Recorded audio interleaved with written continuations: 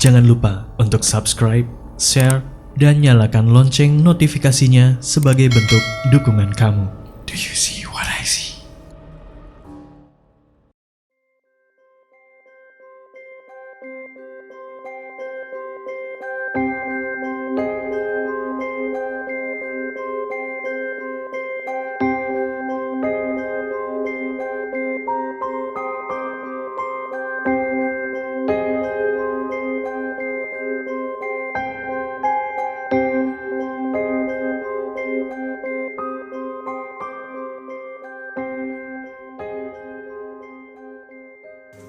Bismillahirrahmanirrahim.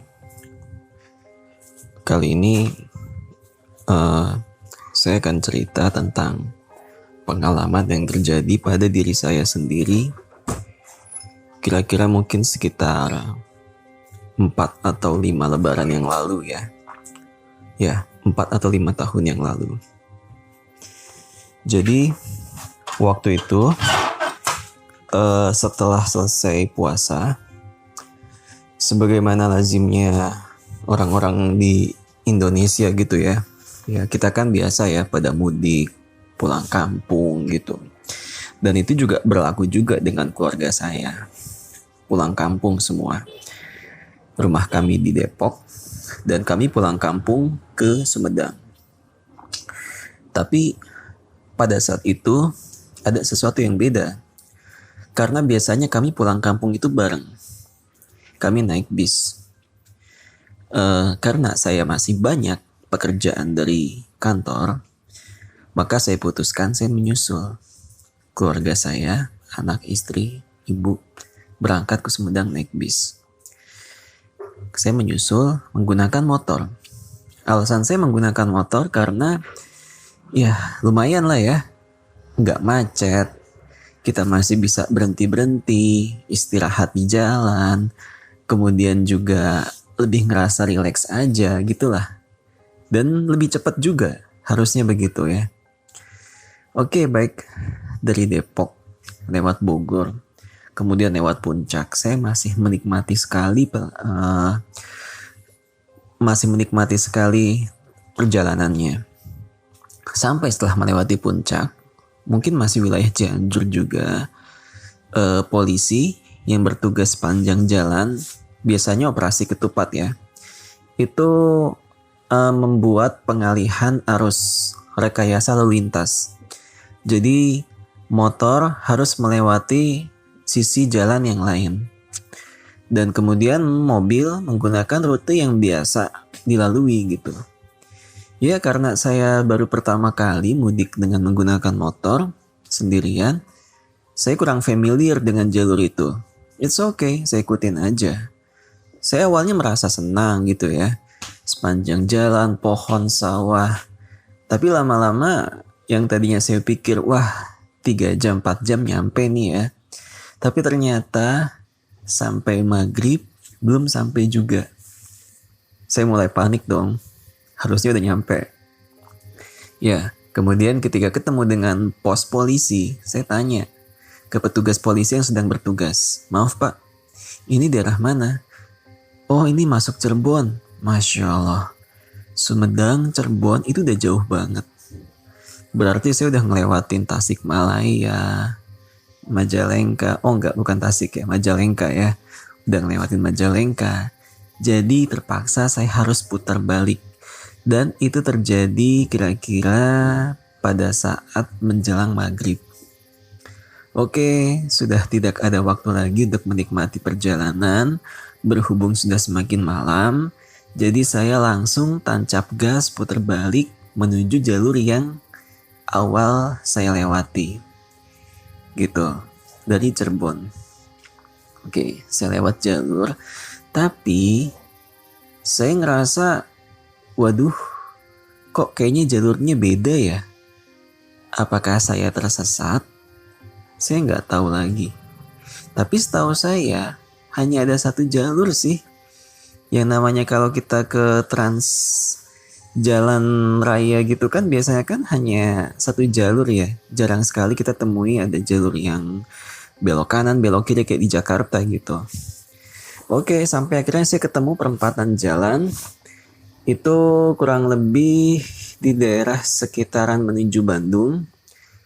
Nah dari situ saya nanya-nanya lagi, Pak ini arah ke Sumedang kemana? Ternyata bisa belok kanan, bisa belok kiri. Si orang yang saya tanya tersebut, dia bilang ke saya, sebaiknya ngambil yang jalur ke kanan aja.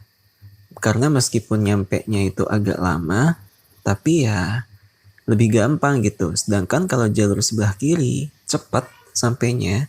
Tapi ya itu apa namanya, sebaiknya jangan lewat situ gitu. Orang itu nggak menjelaskan lagi, nggak merinci lagi. Karena sudah kadung malam, sudah maghrib tua, sekitaran Ba'da Isya, akhirnya saya putuskan menggunakan jalur yang sebelah kiri.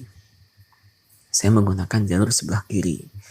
Sepanjang perjalanan itu hanya jalan lurus, tapi satu yang saya bingung. Kok makin kesini, makin sepi ya? Kendaraan makin sedikit.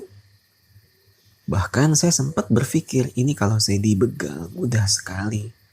Gak akan ada yang mau bantuin saya. Kanan kiri itu benar-benar kebun atau hutan gak bisa saya bedakan. Karena kondisi sudah sangat gelap sekali. Dan saya selama beberapa meter atau kilometer perjalanan saya tempuh, saya nggak melihat ada pelang atau apapun yang menunjuk ke arah Sumedang. Saya sudah mulai khawatir, panik, tiba-tiba pas di pinggir jalan, saya melihat ada sedikit pengkolan ke arah kanan. Hampir nggak kelihatan pengkolan itu, tapi pelangnya besar sekali. Tulisan Sumedang belok kanan. Wah, alhamdulillah. Ini saya akhirnya ketemu juga jalurnya gitu.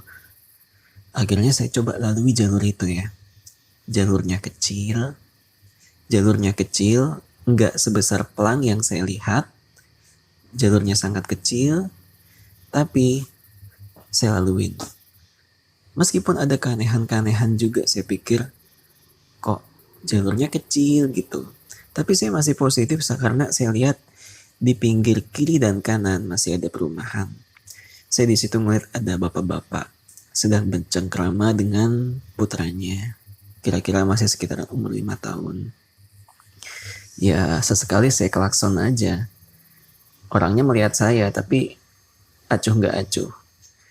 Kemudian saya lihat lagi rumah yang lain ada ibu-ibu dengan teman-temannya gitu sedang pada ngobrol-ngobrol gitu ya. Terus aja saya jalan. Kok aneh ya jalannya? Bukan jalan aspal. Jalannya benar-benar berbatu. Dan jalan kecil sekali jalannya itu. Oke, saya terus jalan-jalan menanjak, lama-lama rumah itu habis sama sekali, nggak kelihatan lagi. Nah, ketika sampai di ujung, karena saya menggunakan motor dengan sangat pelan, hati-hati jalannya berbatu, maka kecepatannya pun juga saya turunkan. Sampailah motor saya seperti menabrak sesuatu. Saya nggak tahu apa itu yang saya tabrak sampai saat ini, saya nggak tahu. Tapi ada firasat yang menyuruh saya turun dari motor. Saya turun, kemudian saya penasaran dong, kok di depan gelap sekali. Akhirnya saya menggunakan lampu senter dari handphone saya untuk menyentra apa yang terjadi di depan. Dan begitu saya lihat, ternyata di depan saya itu sudah tidak ada jalan lagi, melainkan hanya ada jurang. Jurang yang tidak begitu dalam, tapi di bawahnya itu adalah kuburan semua.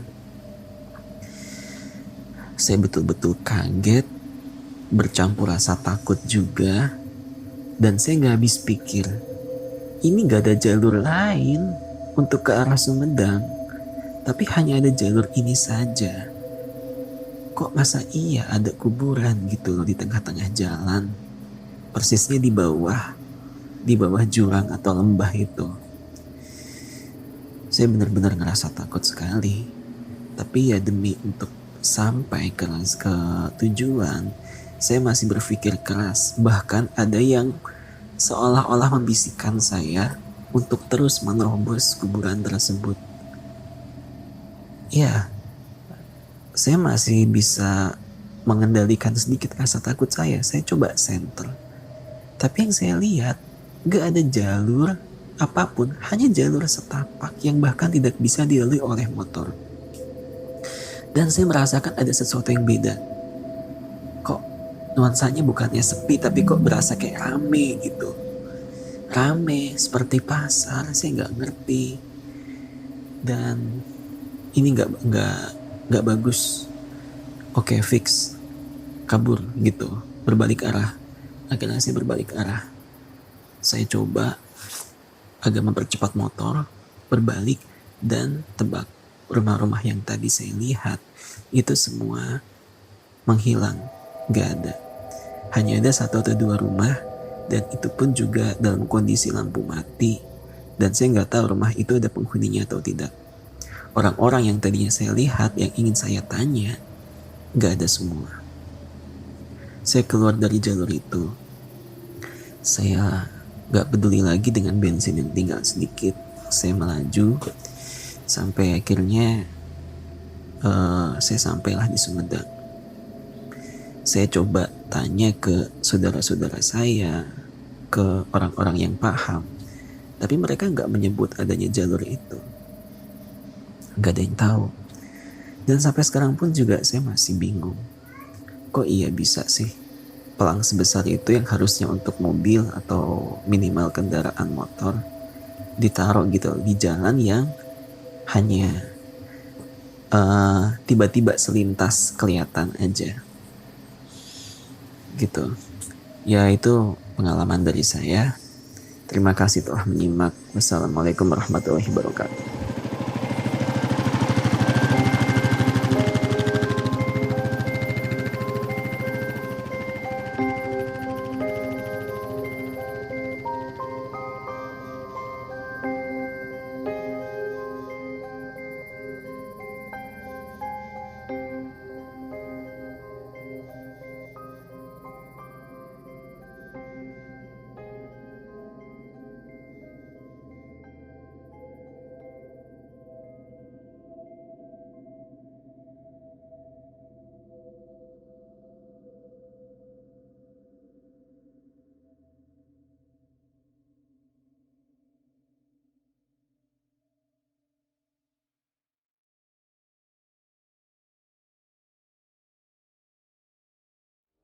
Kamu juga punya pengalaman horor? Kirim cerita kamu ke alamat berikut.